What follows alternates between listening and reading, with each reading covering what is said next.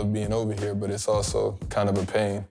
When my mom had breast cancer, I wasn't able to be there. When my sister was fighting lupus, I wasn't able to be there.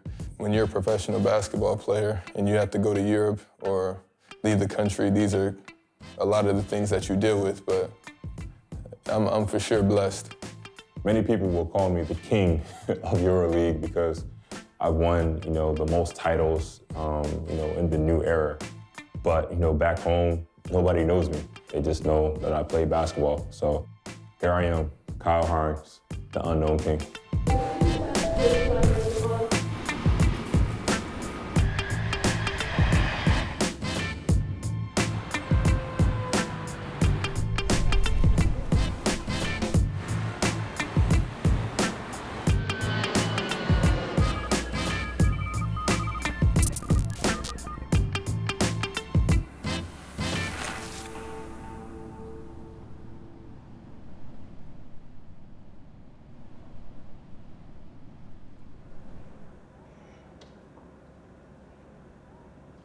Right now, as it currently stands, we're the #1 team in Europe. We're leading the standings, and we plan on keeping it that way all the way into the playoffs. I'm telling you, a lot of people are superstitious and scared of saying that. I'm telling you, we are going to win Euroleague this year.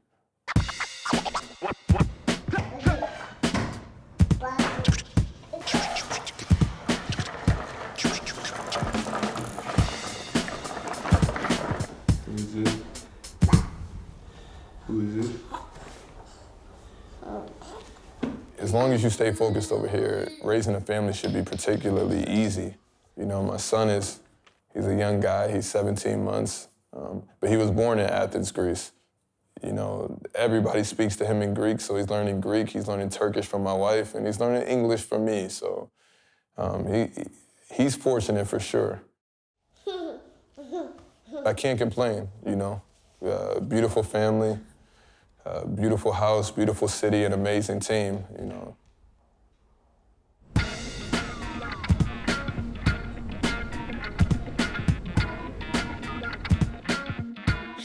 Change your diaper. Hope you didn't make a big, big poop. Not, switch over to mommy. Yeah, it's just there. There you go. You should feel better now. Oh. I came back to Italy where I started my career with the hopes of, accomplishing something huge here. We started off the first year with, getting to the semifinals of the Final Four was something incredible. And then, last season, to win the best defender at the age of 35 has been, a big accomplishment. I think one of the hugest and best accomplishments, of my career.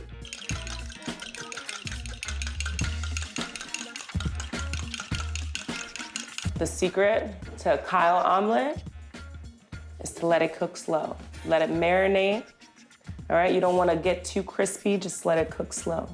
Okay, it's not gonna flip. Oh, wait, no. It wasn't quite a flip. Listen, that's good enough. It was like a flop. That's it, that's Kyle's famous 3-egg omelet.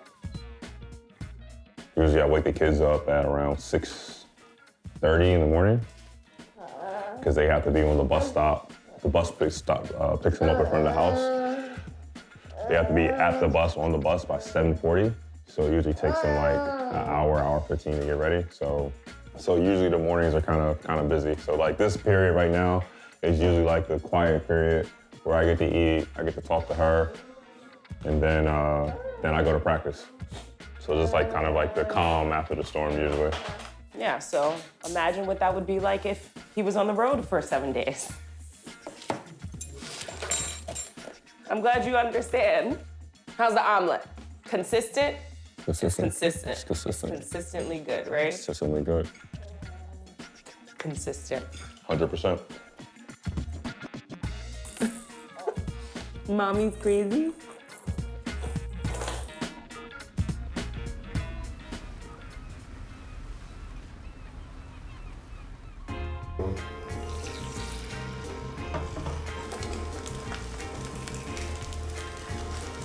I'll give you 3.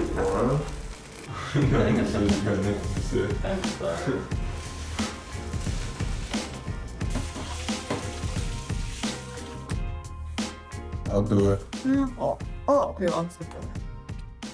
Greece is a wonderful place to play basketball, to raise a family. But just driving to the gym every day and you see the ocean, you know, where what other place can you get that year-round? It's amazing weather.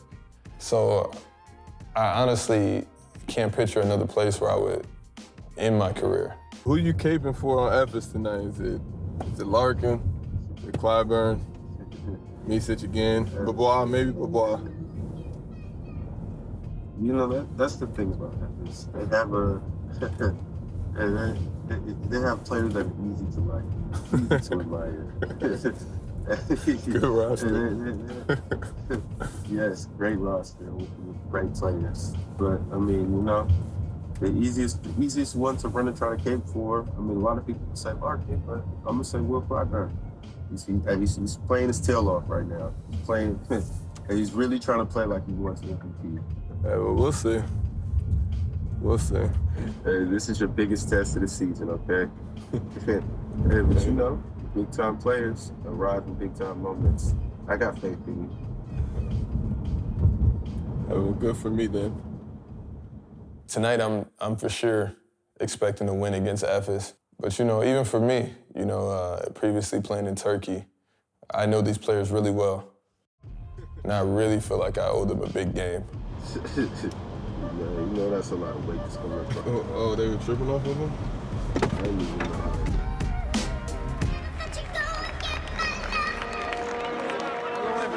they... Well, good evening, everyone, and welcome to tonight's coverage of the Turkish Airlines Euroleague. We are in Piraeus, where three-time champions Olympiacos host two-time defending champions Anadolu Efes.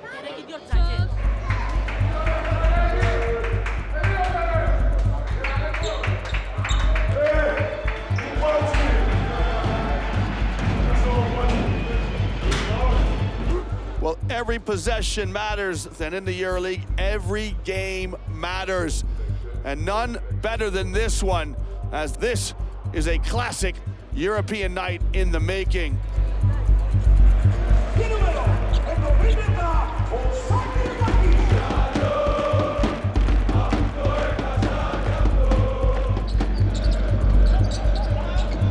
McKissick. Well, Shaquille McKissick goes right by Clyburn.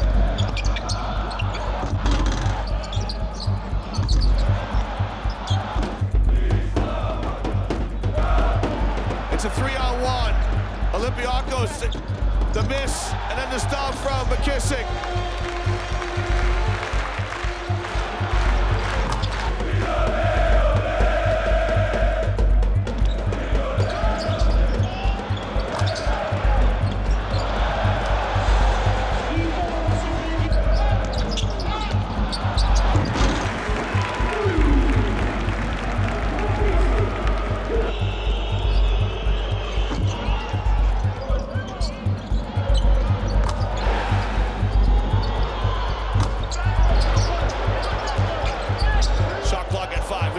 With a bomb. No good, and McKissick with the offensive rebound and the stick back.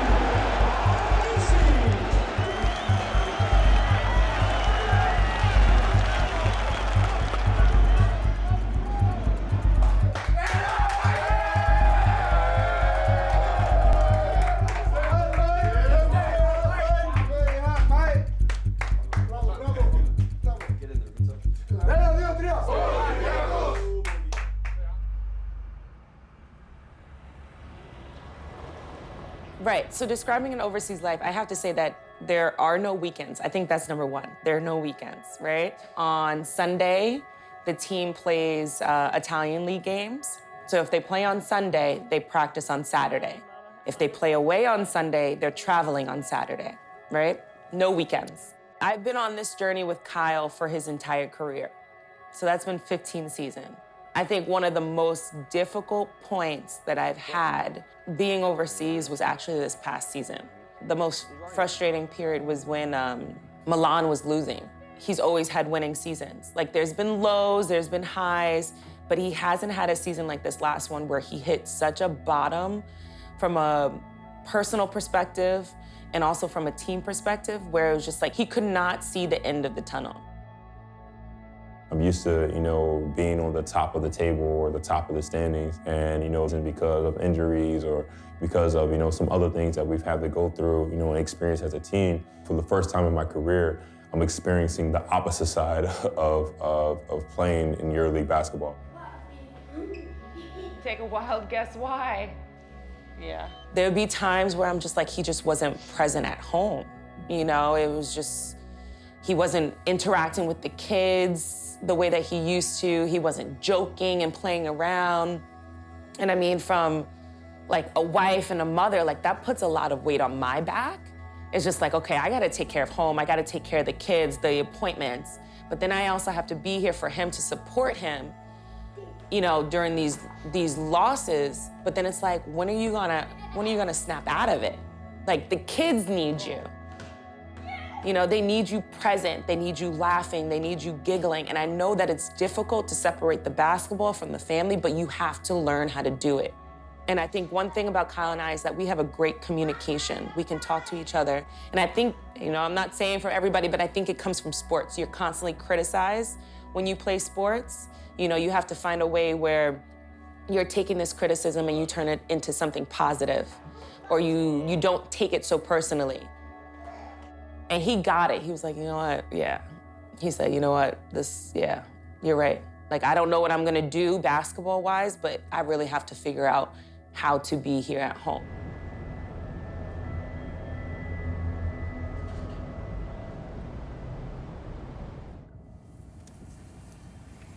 So on a scale from 1 to 10, how good did I do for your birthday? It was really good. So it was a 10? It was 11. Yeah, I felt like an 11. It was an 11. What was the biggest surprise? The life with a basketball player is a lot. I don't know if I recommend it, but of course I love my husband, but the parts when they have a loss and he comes back home, or it's a away game and it's a loss and they come back home, it's just like you gotta know how to talk at that moment or what to text. So I'm still learning how to act when they lose, but when they win, I know how to show off. That's something that I learned very fast. It's so nice.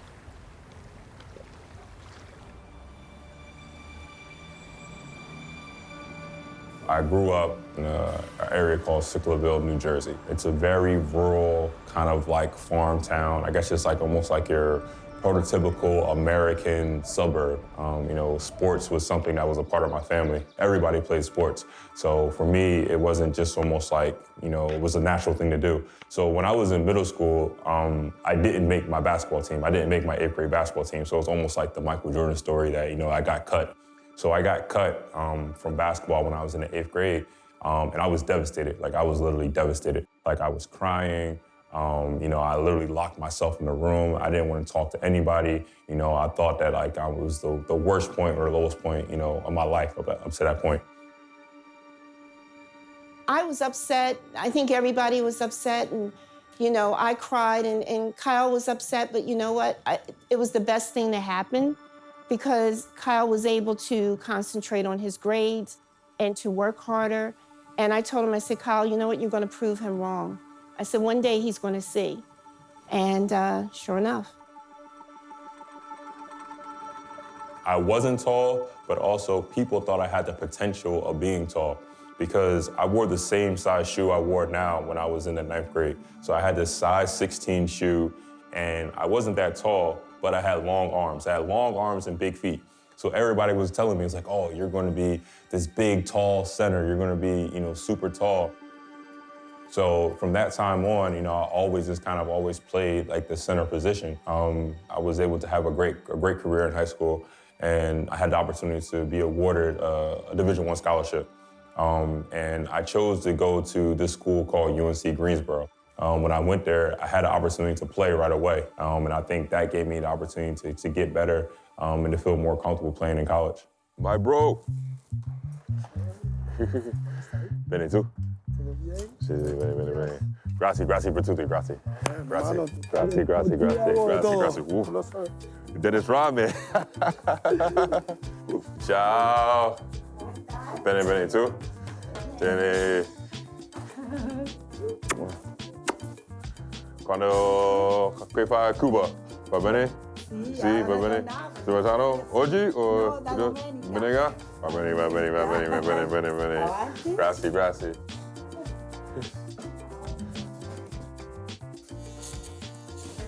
6 anni. 6 anni. Passa il tempo anche mia mamma ha 6 anni qua in Italia. Io l'ho portato qui a mia mamma proprio per quello. Diceva, per me è importante che tu ci sia in un momento importante della mia vita, capito? E quindi che lì dobbiamo prendere qualcosa, tipo zenzero, miele. È tempo. Sì, perché il tempo anche air condition. Air condition in mia casa. So, dormire, dopo venire. E tutte le volte così. My first advice to a player that's coming overseas for the first time, number one, come over here with an open mind, with an open attitude. Don't necessarily compare everything, what you had done in your past back home, whether or not you're coming from college or whether or not you're coming, from the NBA, you're coming from some league that's back home. Come over here with an open mind. Second, I would tell them to really embrace the culture. Like if you really embrace the culture, if you take the time to really learn about the culture, learn about your teammates, learn about the history of the club, the fans, the places that you're playing at, then I think that you'll become more invested, and I think certain things will start to mean more to you. And then lastly, I would say just really enjoy the moment. And it can also be a life-changing experience in so many ways. Oh, grazie. Grazie, mamma. Muchas gracias. Grazie. Grazie. Salud. Gracias, mamá. Grazie, mamma. Está calentico. Está bueno. Bene. Perfecto. And when your hands go down, straight only your right leg. Nice. And go back. 4. When we had to move to Greece, it was really fast. Everything happened so fast. And, his contract got terminated. And Olympiacos was like, okay, now is the time to come. Like, you don't have to wait for next season. Let's just do it. So it just felt like home because my great-grandmother is from Thessaloniki. So I did a DNA test for that too, and I'm 60% Greek. So when I stepped foot in Greece, I was like, this feels like home. 2, and relax. Yeah, 1, down, and do stretching. 1 second.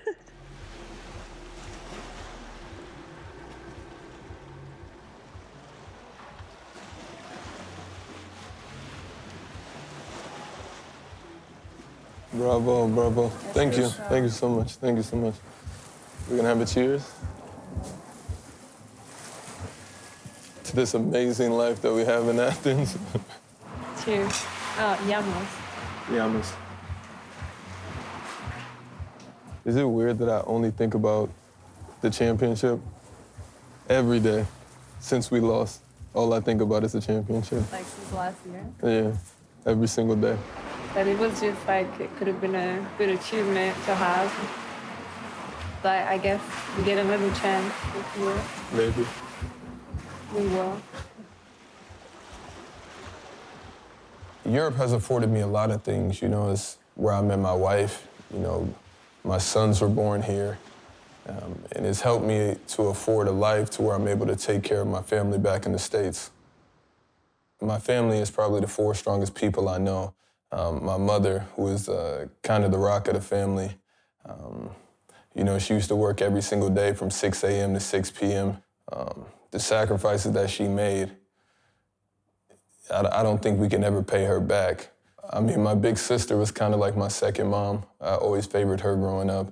It was kind of like a weird hierarchy where she kind of ran the family when my mom was at work. So I knew to kind of, cuddle up to her to get the certain things that I wanted. It always worked out for me. My older brother, David, he's kind of like an inspiration to me. I think he's probably my #1 fan outside of my wife. He's after every single game, every single day he's calling me, reminding me to keep pushing. And my little brother, the baby of the family, that's my guy. We grew up together. We've been through a lot together. My older brother and sister kind of left the home early, so it was just me and him. So we bonded in a different way. My neighborhood was in South Bend, Indiana. It was called Monroe Circle.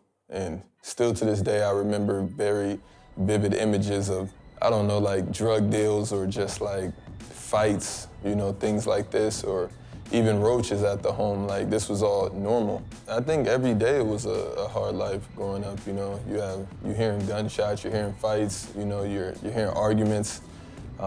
Every day it was kind of like, it felt like a war zone. Right before my mom's divorce, I would say it got a little bit tricky financially. And that's probably when I turned to the life of crime. I'm not proud of it, but I take full responsibility, but I had to do what I had to do. And you keep psyching yourself out. Like every time I go to lunch, I go down the street to the 7-Eleven and I'm able to just take a candy bar. And then it went to a hat. When I took that hat, it was a Seattle Mariners hat, with the teal S on it, with the emblem. And I wasn't even sneaky about it. I just kind of was just like, and knowing what I know now, that situation could have went a lot different. But then again, I'm just feeding into the stereotype. But that hat was iconic for my life for sure. That Mariners cap for me was kind of like a gateway into, a deeper world of crime. Because from the hat, we said, okay, let's see what we can get away with now. And then I'll never forget, I got my first laptop. So I remember it was locked. And I was able to get that computer unlocked, wipe it clean. And from that point on, I felt like this mystical being that can get away with anything. And I think if I was never able to unlock that computer, I probably would have stopped. But now I'm thinking like, anything I do, I can get away with. So from there, I would say we graduated to homes. This night, we were in a cul-de-sac. Literally, nobody in the cul-de-sac was home.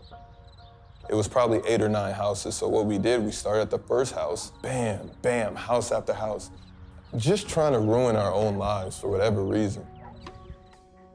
And it's not anything that I'm proud of, it's just, I felt like that's what I had to do to survive at the time. So I had this big idea. Every house we go to the back, the patio, let off these, what were the name of these fireworks? Black cats, where they just go pop, pop, pop, pop, pop. And as the fireworks are popping, we would just throw a rock through the window so you couldn't hear anything. We're knocking. Out of nowhere, lo and behold, a man comes down and he peeks through the window and he's saying something like, I called the police. Like, it's not perfect English because you gotta understand he's deaf, but you can kind of make out what he's saying. I bet he was petrified, he was scared. As we, all of a sudden, were now alarmed. We were scared. We just take off running. We're running, then we're like, okay, there's no police car. So we stop and we walk, we catch our breaths. I just remember looking to my right, it was one of my friends, and I looked to my left, it's my other friend. And past his head was a cop car, just kind of cruising like maybe 2 miles per hour, just coming up the street. And it felt like I was on a fast break. At that point, it was just like, I just take off. I'm jumping over fences. I know where to go, but the police, they're like, what's going on? They're trying to track us down. And all you hear is just, you just hear it coming. You hear him floor the gas and he cuts on his sirens. And then at that point, not everything is turned upside down. Finally getting to home, and all you hear is a helicopter. And now I'm like, oh, it's over. We eventually hide out. They couldn't find us for a while. We were caught, and it was time to face the music. So it was these 2 lawnmower sheds, one that was standing up for like yard appliances and one that was long. And we just hid in there until they found us. We could hear the voices getting closer and closer. And eventually they just opened it up, pulled us out, pointed the shotguns at our head, and it was jail time from there. I know it's not right to put up a fight, but I'm scared of the dark and the world is without light. Trying to represent what the good book meant. Have a good look at who the good book sent. It's strange how they call the dirt in my pocket limp. It's strange how what's in my pocket always gets spent. It's strange how deep pockets pay for rockets to get sent. It's strange how all my people crimes get pent. Now he's guilty. Everybody knows, but he's filthy. Now he's got the go, time to pay the DA. Much evidence to show, but it's strange how the judge always seems to say no. The ways of this world is days full of sin. I'm on the other world, this one can't live in. How can one cooperate without giving in? Got enemies, but my enemy is my friend. Big money maker, big money taker. On the TV with a mic money faker. Seems like a great plan, but only on paper. I'd rather watch the game Pelicans against the Lakers. Pestilence, the earth signed up with subscriptions. Desolence, the profile fit the description.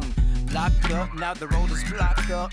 I ain't got no gun, but you getting rocked up. I might get mopped up, cause they coming cocked up.